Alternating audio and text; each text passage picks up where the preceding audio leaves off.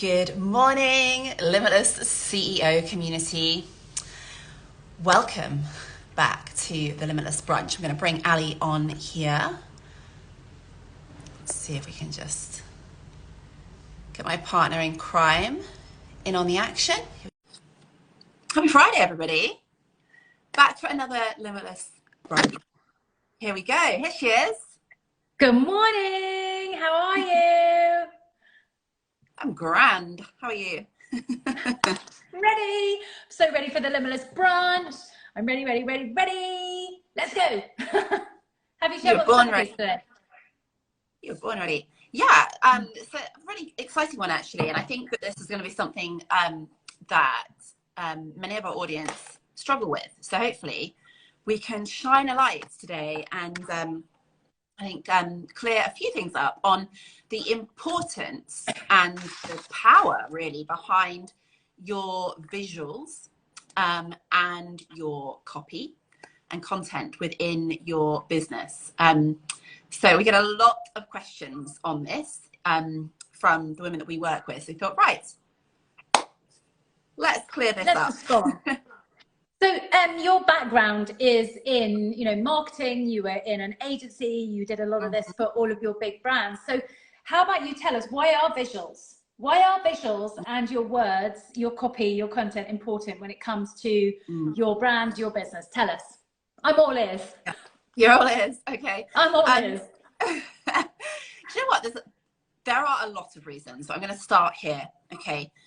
Imagine you're walking down a high street in your local town, your city, wherever you live, and you come across a shabby looking shop that has got rickety old chipped paintwork, or you can barely even read the name of the shop on the top of it, and the window display's got naked mannequins with nothing in the window, and it looks a bit dark and dingy and it looks a bit run down.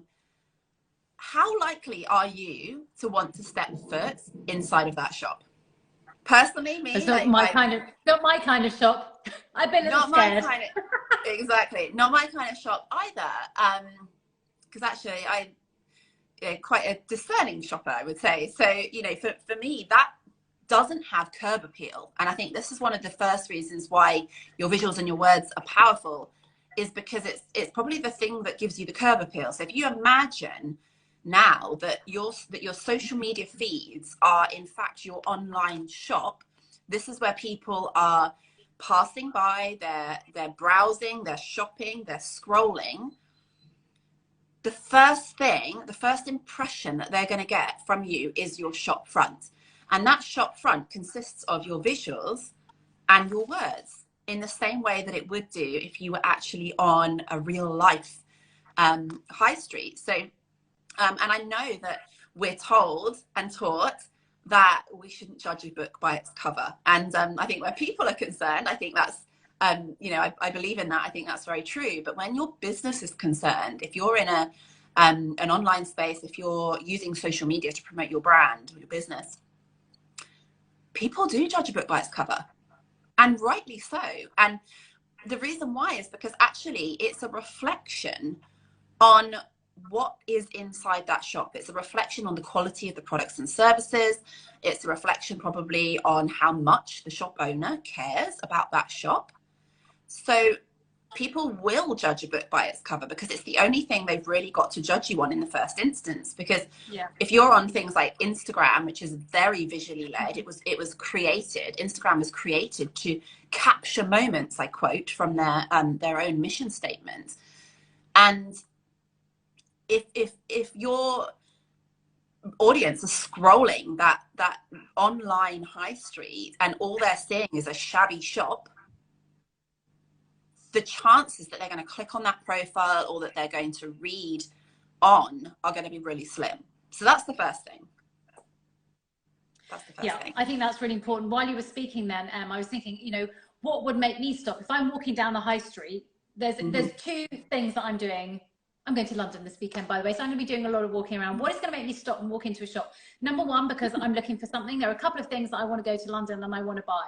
So I am on the lookout for something, and I'm going with intention to buy something. So the same as online. People are coming online because they've got an intention to find something, find inspiration, find some knowledge to share, whatever it is that you're teaching, coaching, sharing online. They're coming because they're looking for that. So they're going to look. The other thing sometimes I love to do, and I know we all do, is we just go shopping without any reason in mind. We're just going to browse. We're going to be activated. And one of my favorite things is that to recognize within your brand is that it's going to be there to activate a desire in somebody that they did not know that they had. Because that often happens to me. It's like, oh, I didn't know I wanted one of those, but now I've seen that person doing that. I want that. I want abs like that, or I want, you know, shoulders like that, or I want a lifestyle like that, or I want a business partner like that. You know, it's like, oh, I didn't know I wanted that, and now I do. So your brand is a representation of two things, I feel, and I'm not the branding expert here, but I've learned from the master, is that it's a representation of what your clients are looking for, so a need, but it's also to activate a desire in them that they did not know that they wanted. So you've got to kind of appeal to both, right, Em, in your visuals and in your words. Yeah, definitely. And yeah, you often, like I often say, you know, in fact, I've got a series at the moment called Be Your Own Brand, and it's very much about that whole concept of actually, like, you are your brand to a certain extent. You know, it is a reflection of you. It's an authentic reflection of you, and those visuals and those words say a lot about you. But at the same time, it's got to appeal to the person that you desire to be attracted as well. And equally, it's got to repel those that you don't. So actually, I think sometimes we get caught in the mistake of, oh, I've got to do something that's really appealing to everybody to broaden, you know, my chances of somebody buying. But actually, you kind of want to be polarizing. You want to attract the right type of people, and you want to repel the wrong type of people, because you want to have the customers in your shop that are most likely going to buy, right? So I think curb appeal is obviously like a big part of it. I think also with your visuals and your words, you can create distinction as well. And by that, I mean, like, as contrary to what we're taught most of our life about trying to fit in, when it comes to business and when it comes to social media, we actually need to stand out. In marketing terms, we need to achieve what's called differentiation with our brand. So one of the ways that we can do that is through our visual identity and through our words and the language and, you know, the way in which we represent ourselves through those things to make us different from the next person, so that our client can make that buying decision to say, that's the person that I want.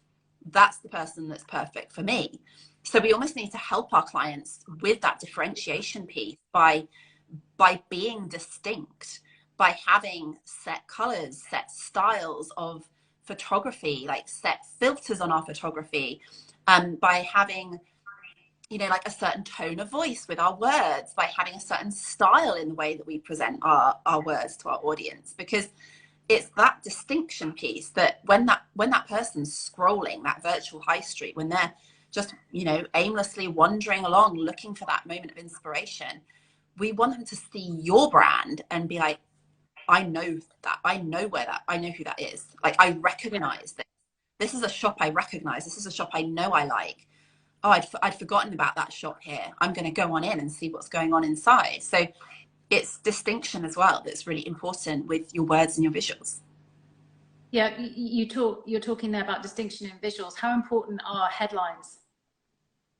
Like, how do we, it's awful, like this hook, you know, how do we, you know, grab people's attention, not only by the visuals, because I think especially on Instagram, Facebook, Pinterest, even if we go into TikTok, a lot of what you're going to see that's going to stop you first is the visual of it.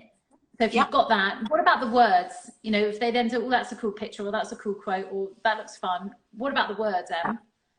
Well, the thing is, like, yes, of course, the visual aspect is important, because the visual is almost like what stops the scroll. It's like, oh, that looks nice. But we also, like, we don't want somebody just to look at an image and go, oh, that was nice. Scroll on, scroll down, next. Yeah. We actually want people to stop and spend time in our shops browsing. So the only way that we're really going to get them to do that is by engaging them, by captivating them. And this is where the headline comes in, because if your words captivate somebody's attention enough that they want to read more, that's the first step. And then not just the headline, but the full copy of your post. So I mean, you know, the whole text that you're of your copywriting. The job of that is to engage them enough that they want to read more. They want to read the whole thing. They want to read on. So it's like headline is captivating them to want to read, and then the copy makes them want to read more and find out what it is that you've got to say. And the thing is that often in copywriting, one of the things that we do is that we leave somebody with a call to action, meaning like, what is the next step that I want you to take? And that is typically at the end of the copy. If people don't read to the end of the copy, if you don't captivate them enough that they even get halfway through, let alone to the end, the chances that they see your call to action on what to do next are really, really slim. So we need to craft our copy in a way that makes somebody want to tell me more, tell me more, tell me more. I'm totally engaged in what you've got to say. And then at the end, okay, well, now what? If I'm interested in finding out more, if you've got a free masterclass that you're trying to promote, or you've got a program that you're trying to sell, or you're just trying to move people into a private community, for instance, like all of those different calls to actions are only going to take place if you can hold people's attention long enough for them to even know what that is. So what we're saying here, and if I bring the energetics to this, I think the power of your visuals, the power of your words is almost like it has to be strong enough to stop people, to make an impact. And then I think the next piece from an energetics point is that you want to evoke an emotion. You want to really, oh, that's beautiful, or oh, that's shocking, or oh, that's something. So you're evoking an emotion in someone that then they feel like through maybe the power of your words, you're like, oh, that's soothing me, or oh, that's activating me. You want through both the power of your words, the power of your visuals, you want to create an emotion, because it's when a human is emotional that they then take action. If they feel no emotion, they're highly unlikely to do anything. So you want to create and evoke an emotion in them, an activation of some sort. I think that's really important. So what we're saying here, and if I can replay this back for our listeners, as someone who's been listening to you for several years now, is maybe I'll put my little bit of a football coach on and say, so if you're watching this and you want to make a bigger impact in 2023 with your brand, I firmly believe it comes back to the power of your visuals and the power of your words. So what can you do? You can go back and ask yourself, brand, you know, what is my brand? What is my movement? Am I very, very clear on the change I wish to see, not only in my world, but in the world of others, in the world at large, in the industry, whatever it is? Do I know what I'm trying to create here? Do I have a mission? Do I have a vision? Do I know what my brand stands for? You talk in terms of brand pillars, brand values. We've also talked about brand vocabulary. Do I know that the words that I want people to, the minute I say limitless, I think of the limitless CEO. The minute somebody says CEO, I think of Ali and M. You know, what are your words that you want subliminally, subconsciously to evoke a vision of you and your brand in their mind? Do you know what those words are? Do you know all of those things without actually having to go and read them off a document? Can you say exactly what it is that you stand for? And then in terms of your visuals, do you know what your brand colors are, what your brand font is? We talk about consistency all the time in your brand. So as Em said, the minute you see a quote square or the minute you see an image, you know who that person is and what that brand stands for, all of it. Have you got all of that wrapped up? And if you haven't, maybe this is the month, this is the time where you need to go and spend a bit of time on really reevaluating all of that, what your brand stands for, and then how you can have that visual representation of you, because that's really what it is, especially in the digital world, is very much a visual representation of you. Through the words that you speak and the visuals that you look, are they a representation of what you are trying to create in the world? If you're a luxury brand, if you're a strong brand, whatever it is it stands for, are you visually representing that? And I think that's one of the most powerful things that you can do. at the beginning of this year. It's something that we've done already. We've gone back round. Are we still in alignment with our mission, our movement, our words? Do we want to change our colors? Do we want to, are there small tweaks that we want to bring into our brand this year? What's it all about? You're going to change with your seasons. A brand isn't something that's just there. It will keep evolving. You look at Apple, it started out as a multicolored apple, I think. And it's morphed and it's changed, and that was very sleek. You look at Nike, same swoosh, different colors, different backgrounds, all of these things. It's an evolution all the time and a representation of where you are right now in your business. Mm-hmm. Yeah, absolutely. And Ali, you mentioned earlier, like, this is very much my background prior to coming into coaching and consulting and having my own business, is that I used to run a branding and advertising agency. So this was like my whole world for well over a decade. And we used to work with some of the biggest global brands, and they would invest millions into their brand and the way in which their brand was represented, both visually and through words and copy and content, every single year. Because there was actually brands like, or businesses like Apple, I should say, that a large amount of the value and the equity of the company is in their brand. Okay, there is a value to a brand within a business, and that is only generated by investment in that brand, into the consistency, into people having a clear and consistent perception of that brand and what it is. So if we take a lead from some of these big global brands,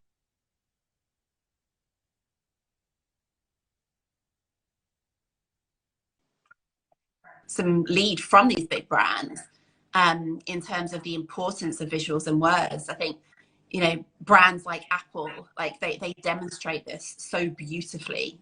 They truly do. And Ali, you mentioned luxury brands in particular. If you look at the level of detail that goes into the visuals, and everything is so intentional. And ultimately, particularly, I know a lot of the women in our world are in the coaching and consulting space. Like, we're not a day-to-day essential item. We are, personal coaching is a luxury for a lot of people. So we need to position our brands visually like a luxury brand. So I hope this is really resonating with. Oh, somebody trying to get hold of you, Em. Yeah, sorry, I don't know if I was interrupted there when I was speaking, but someone keeps trying to call me very persistently. So I apologize.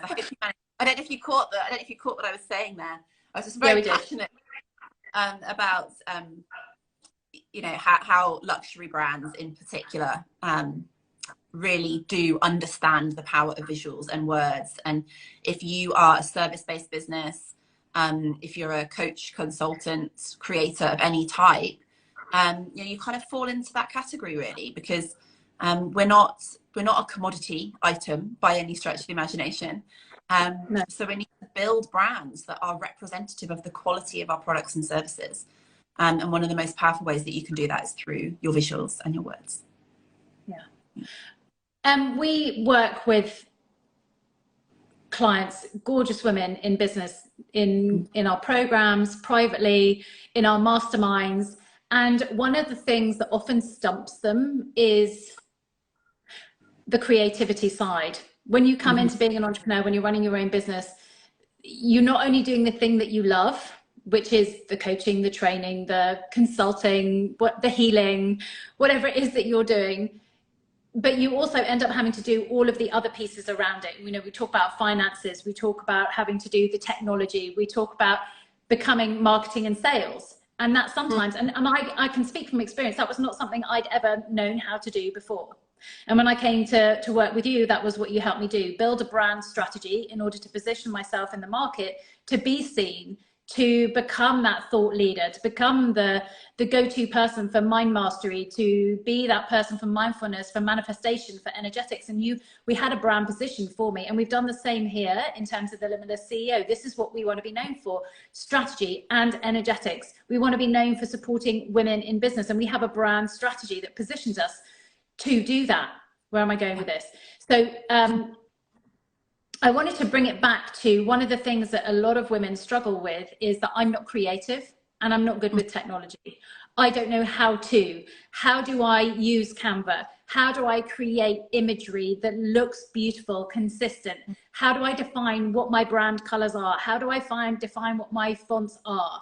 And one of the things that we've learned in the last year in terms of helping our private clients, helping the women who come into our programs, masterminds, etc. But not only that, just for us, from having done so many iterations of our own brand personally, and then also within the Limitless CEO, we've realized that we're actually really good at this. You know, from your background, your copywriting skills, your content, your brand strategy, bringing to life a brand through words is your zone of genius. It's what you've done for us, and it's what you help our clients do. Really articulate their mission, their movement, get that real clarity, that real tight-knit focus that they really are speaking to the audience that wants them. And I know, and our hands up, I love photography, I love creativity, I do all of our branding, I do all of our visuals. I've spent a lot of time learning how to take good photographs, using filters, the angles of what looks good, what looks visually pleasing. It's so important to me. I'm a really visual person. We've both spent time cultivating a real skill, and I really want to emphasize that copywriting, photography, visuals, branding is a skill to learn, and we've been learning it. I mean, you've been learning it a long time. I've always had a passion for art. Yeah, I've always had a passion for art and love, and it was one thing that I wanted to do. I was very, very good at it at school, but my dad said that I wasn't allowed to take art and take it on. He said you can keep it as a hobby, which very sadly, from the time I was 20 to the time I was 40, was something that I never had time for, given that I was working full-time corporately and then with a family. So it was only when I started running my own business and I started really taking and documenting my life and understanding the power of visuals and bringing that into my brand, and now doing it for our clients, has been so valuable to me. So I think on the back of what we've just been sharing there, your genius in copywriting, your understanding of brand strategy from decades in running agencies and for other brands, and my love and passion of creativity and being able to bring to life visually a representation of what it is you're trying to create, we've come up with a really exciting thing for 2023, haven't we, Em? Would you like to introduce it? I'd love to introduce it. Yeah, I think we're always like responding to, you know, the changing and growing needs of our clients and what we see and how we can better serve the women around us. And whilst our business has currently very much been built on a sort of consulting and coaching model, we also we also really recognize that there are women in our world that, for whatever reason, don't necessarily want to take on the marketing director role, the creative role, the copywriter, the content creator, the launch strategist. They don't necessarily want to do that, whether it's because they don't have time or maybe just feel like that area of creativity is not in their zone of genius, and they'd rather just focus on doing the coaching rather than be the marketing department, which of course, you know, a lot of solopreneurs or small business owners end up being all of those things. Or maybe just lack of inclination to do it. I think it's something that we're incredibly passionate about, and have, I guess, been gifted with a natural ability in those areas that we've then embraced and really developed over time. But your area of genius might be somewhere very different. You know, we're not all born to be marketers or to be creative. So we really wanted to respond to that. And we've created now a division of our business called The Agency. And we're incredibly excited about this. And it really represents a done-for-you service. So for those of you that struggle with the creative aspect or the marketing aspect, we can take all of that off your hands for you. You can hand that over to the experts. Hello. And let me get my hands on your brand. Yeah, we so want to get our hands on your brand, because it's really what we love to do. So if that's you, if you feel like you don't have the creativity, the time, the inclination, the passion to... And you've got to have that. You've got to have the time and the inclination to learn the skill, to be creative or bring it alive. You know, learn to write great copy, or learn to create beautiful photography or beautiful, iconic branding for your business. You've really got to want to do it, or for so many of the women in our world who have no desire to, and they just want to focus on what they love because they've got a life to live, they've got a family to look after, they want to do so many other things other than just sit and play in Canva. But you know what? My favorite my favorite afternoon is sitting and playing in Canva. So if you don't love doing that, then please bring it to me. And I know that there's nothing more than Em loves to do, is to sit with her notebook and bring it to life through words. Channel words. All of the weirdos. I love to bring your business to life through my words. That is, I feel like that's my calling in life. But we do have a number of different packages that are available in the agency, from building your own brand, so everything that you would need as a brand package, including a website as well. So if you're looking at refreshing your brand, or you're starting a brand for the first time, that's a great package. We've also got packages to help you design your programs and services, and all of the visual aspect and the copy around that as well. So if you're creating a new program this year, or you've got a new service you want to launch, that's an amazing package. We've also got packages around launching as well. So if you've designed a program and you've got a great idea that you want to put out in the world, but you don't know how to launch it, and you want, you know, this incredible big bang launch with all the visuals, all the beautiful animations, the words, everything that is going to draw people to you, to that launch, we can do that for you as well. And there was one other thing. What's the other thing? Your social media. So if you're struggling with social media and how you're visually representing yourself in your social media through your photography, your graphics, your copywriting skills, all of those things, we've got a social media package, which should be right up your street as well. So I think, Ali, should we pop a link in our bio to our agency menu? As we can't put it in our bio at the moment, but what we can do is, if you're interested in it, please drop into our DMs and we can send you a link. We're currently in the process of just updating our website, so it's actually there. We pre-launched the launch, so because we were excited and felt cool to share it with you today. But the website will be updated next week. But if you are interested in knowing more about these services, please drop into our DMs and we can pop you a link straight away. Fabulous. All right, ladies. Well, I think with that, wrap, because I've got 2 minutes to get on a train. Go, go, go. Can I just, sorry, wait, 30 seconds, please, because happy birthday to you. I'm not going to sing. Happy birthday to you. Happy birthday, dear Ali. Happy birthday to you. Obviously, singing isn't my mastery, but branding and design is. But it's Ali Mortimer's birthday tomorrow, so I couldn't miss that opportunity to totally embarrass you, really embarrass myself, and embarrass send you on yourself more. Lots and lots of love. Bye, everyone. Bye.